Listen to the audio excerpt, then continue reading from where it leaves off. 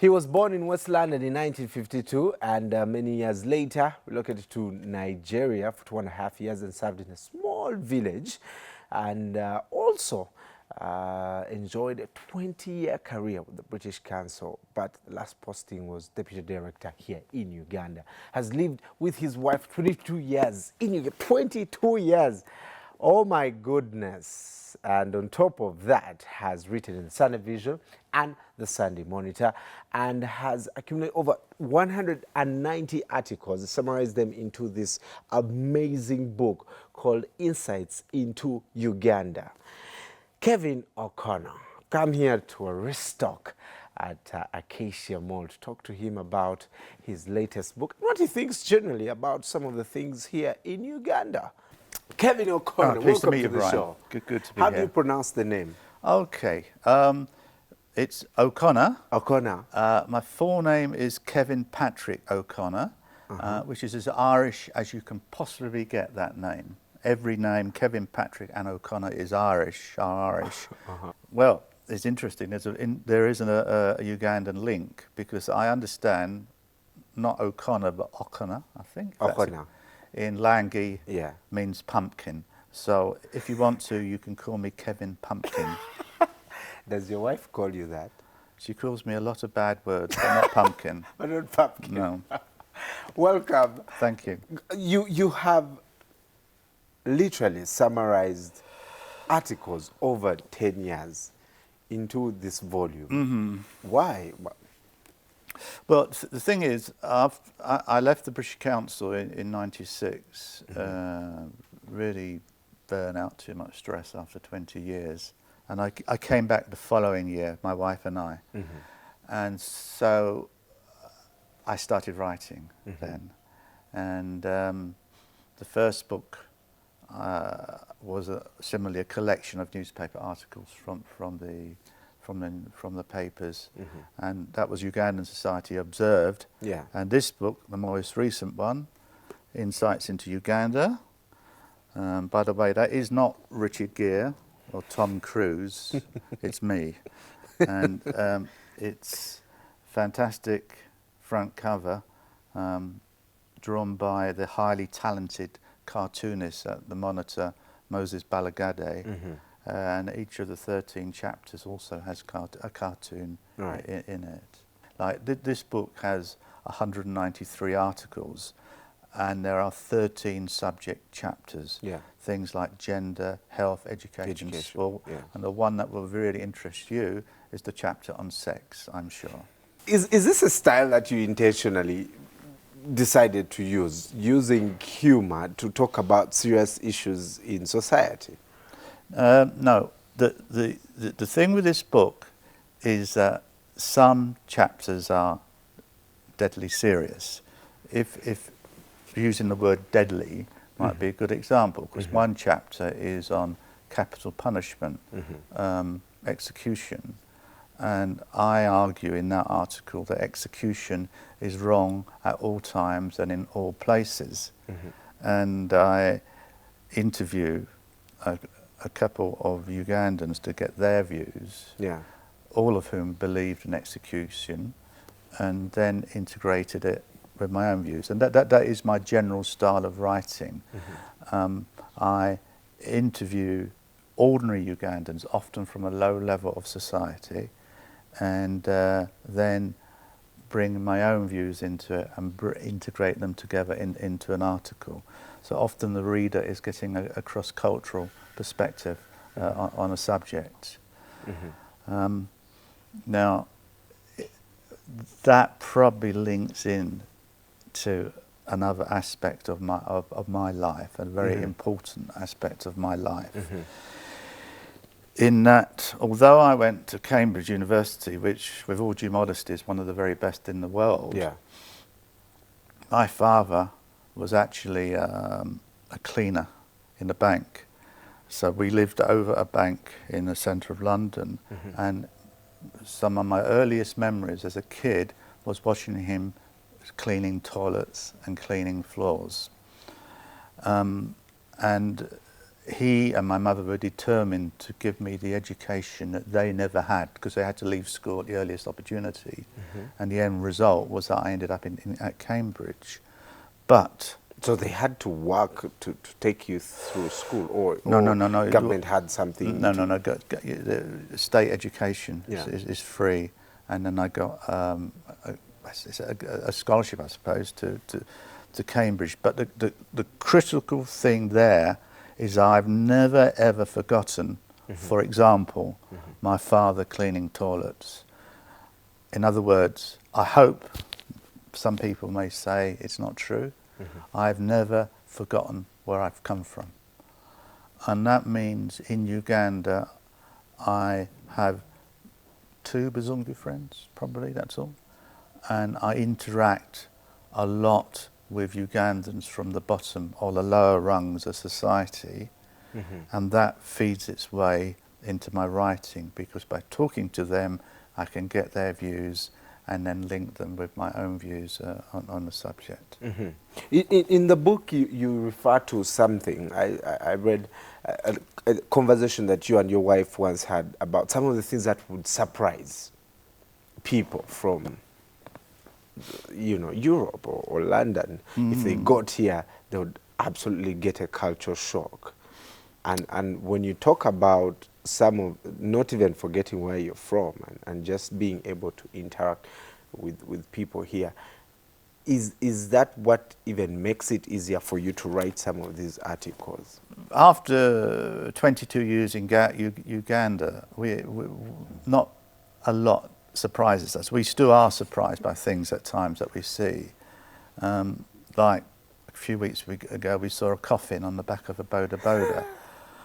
You were surprised? Well, we trust there was nobody inside the coffin, but I'm not absolutely sure about that. We use boda-bodas to literally ship to another house. So It could be, but anyway. But to answer to your question about what might surprise Uganda, well, boda-bodas, because in UK we don't have boda-bodas. Let alone 3 or 4 people on a boda-boda, let alone somebody on a boda-boda not wearing a crash helmet, including the driver, because everyone wears crash helmets, even if you're sitting on the back, let alone having pigs and goats on the back of a boda. So all these things would shock a Mzungu.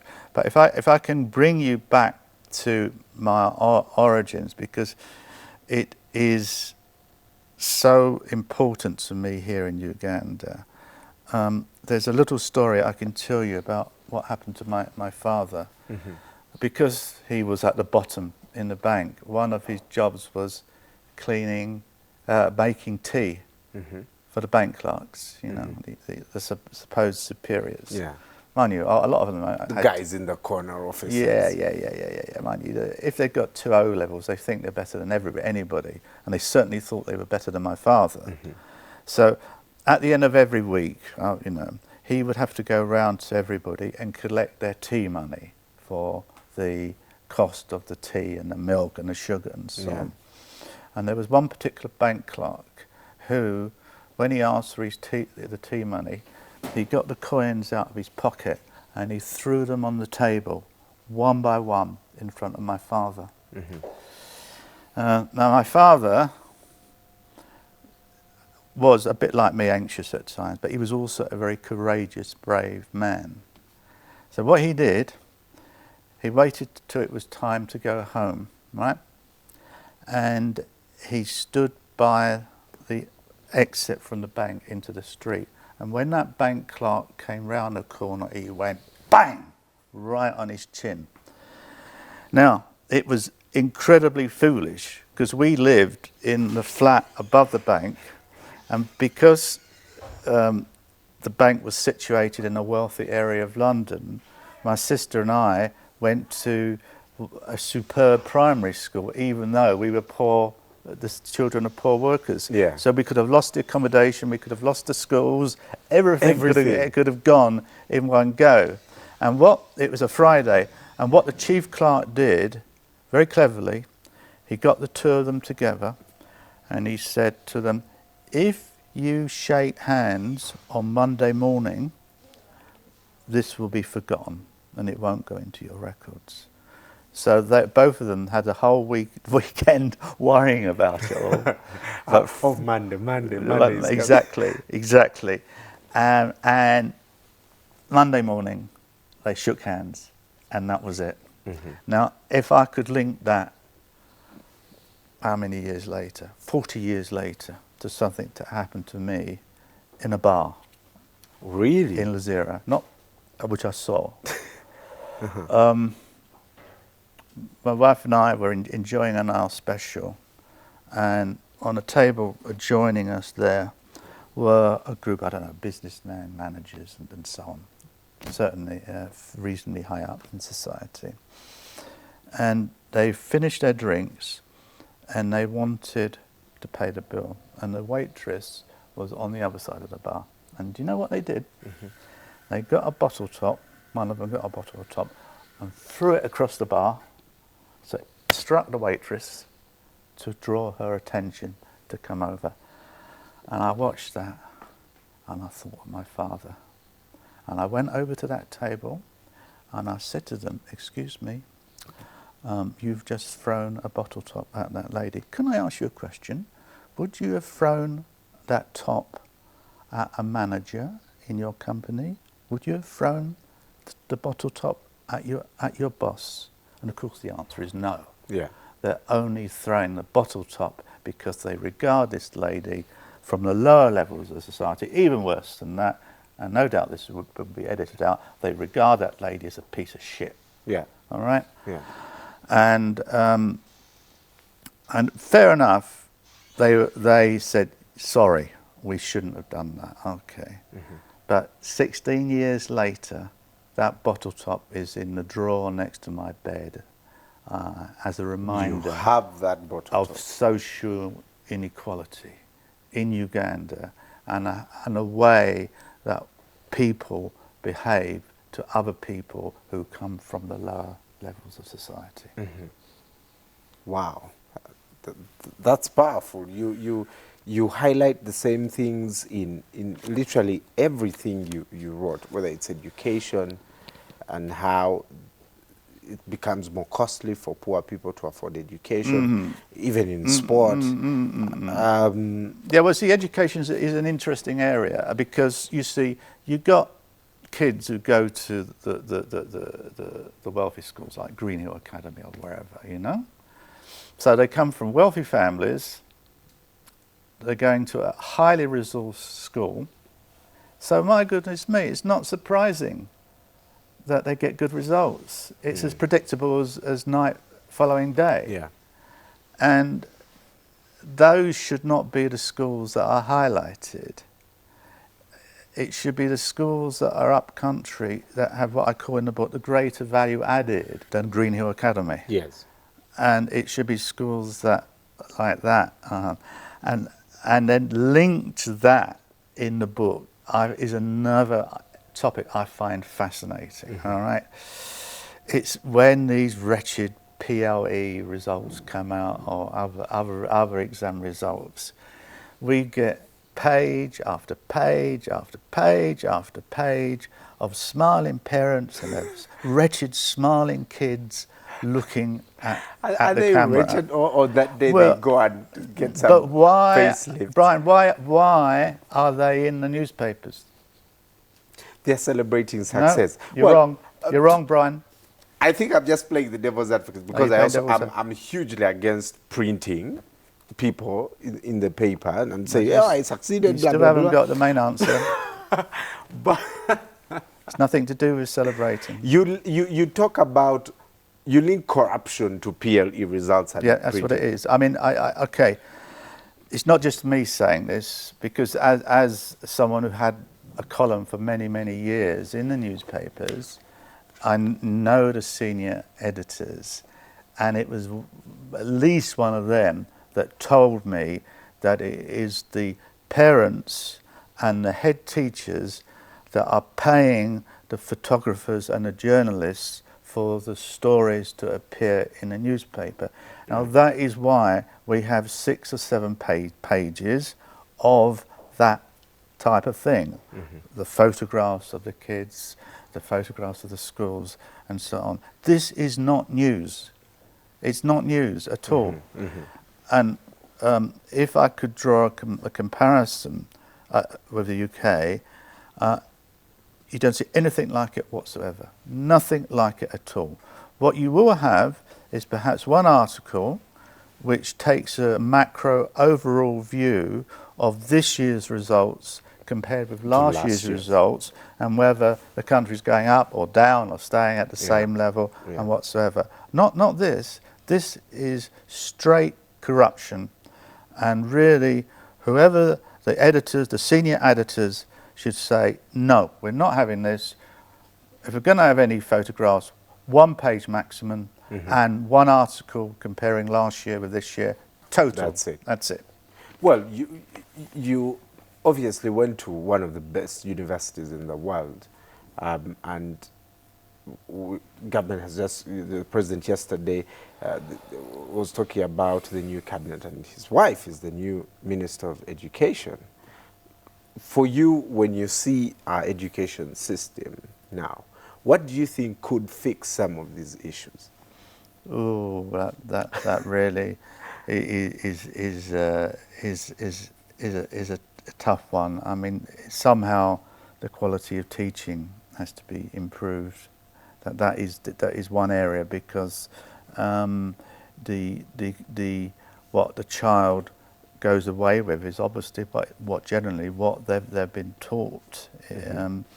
And there is an article in this Shakespearean Charles Dickens masterpiece by Kevin Nfudu Pumpkin called "No One Forgets a Good Teacher." Yeah.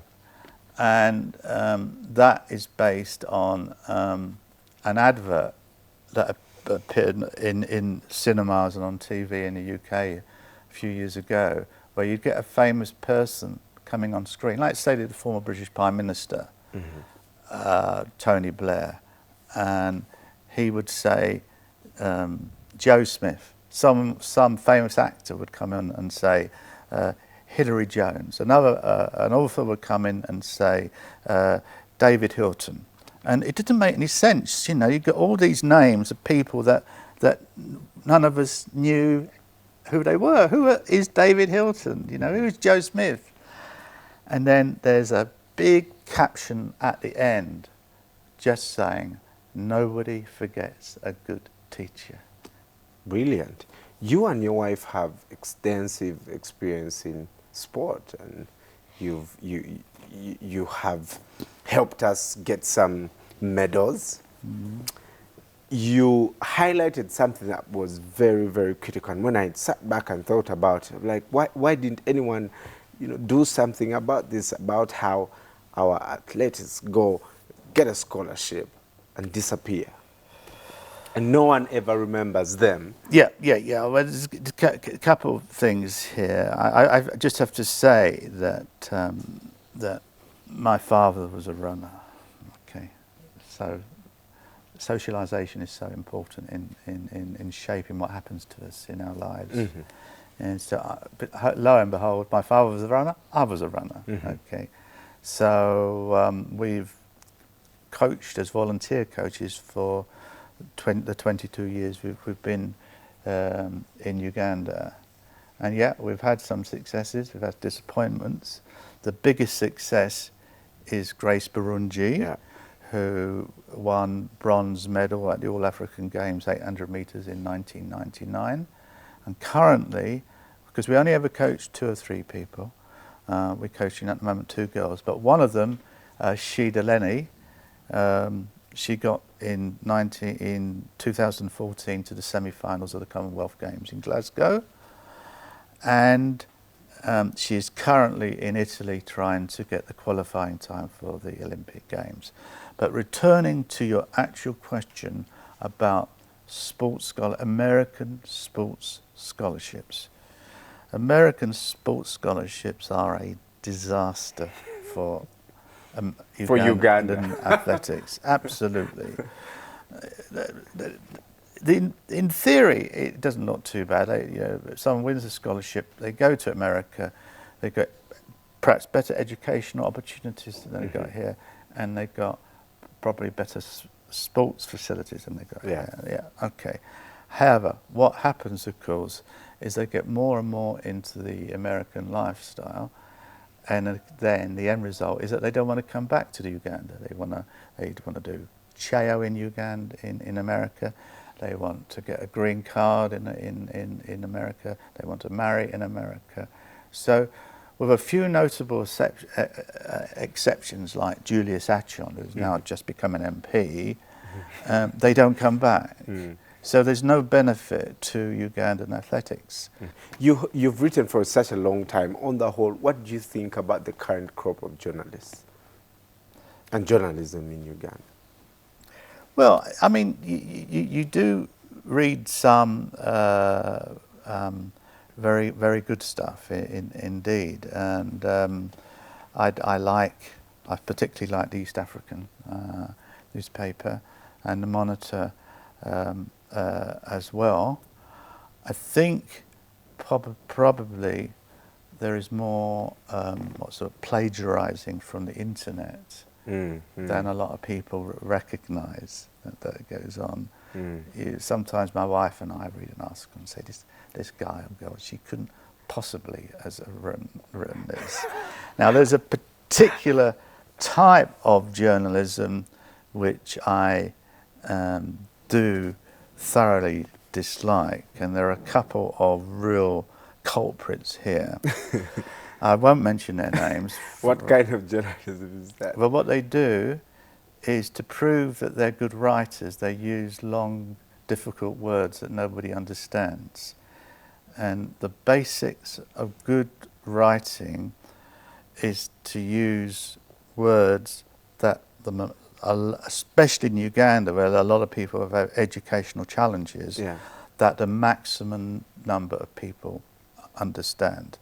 And so it's better to use easy, simple words than very difficult Doesn't words. it make it too simplistic? No, not at all. Now look, let's take an example. There's a particular journalist who every week writes an article about restaurants and food and so on. Yeah. Now, if he is writing about a particular restaurant, he'll say blah, blah, blah, and it's a particularly enjoyable sitting al fresco. Now, how many people understand what al fresco means? I had to go and look in a dictionary to see what it meant, and I went to Cambridge University, you know, so, and all it means is sitting outside, you know. Right. And then he would go on and say, blah, blah, blah, al fresco, enjoyed by the patrons. Now, patrons, okay. Now, patrons is exactly, my friend. Just say customers. Why not use customers that more people will understand than patrons, right, and so on. So, you know, I don't like that type. But coming back to the book, what it is that a lot of the articles are deadly serious, like execution, female genital mutilation, and so on, and some are funny. Yeah. And if I could show you my favourite cartoon in the book, every chapter has a cartoon. And but this one, vote Kevin O'Connor for poverty, corruption, and diarrhea. Now, this particularly about diarrhea. Particularly about diarrhea. Now, this article that led into this was an article about being caught short, about the unfortunate situation you sometimes find yourself in when you need an urgent long call and there is no toilet to go to. And I'm a victim of diarrhea. Indeed, I would say that if I was given $1 for every time I've had diarrhea in Uganda, I would be a billionaire. Where do you eat, Kevin? Well, I don't know. I don't know why. I don't know. It must be the fact that I'm an atheist, that I've been sent this from hell, you see. Not that there is a place called hell. Give me one diarrhea moment. Well, the one that is described in the book is that I was coaching at a Chambogo, and I was warming up, doing a little bit of warming up myself. So I was down on the lovely little windy path just beyond the track at Chambogo, and I was going along there, and I thought, oh my God. It's Not coming. that there is a God, by the way. I went, oh my God, I've been hit by it. So I couldn't even get into the bushes. I did it in my underpants. Does your wife know? My wife knows everything. So I had to go into the bushes and find some big brown leaves to wipe my bottom bum. Are you serious? Yes. I know, and you know, I know, while we're on sport, there is something else that I must tell you.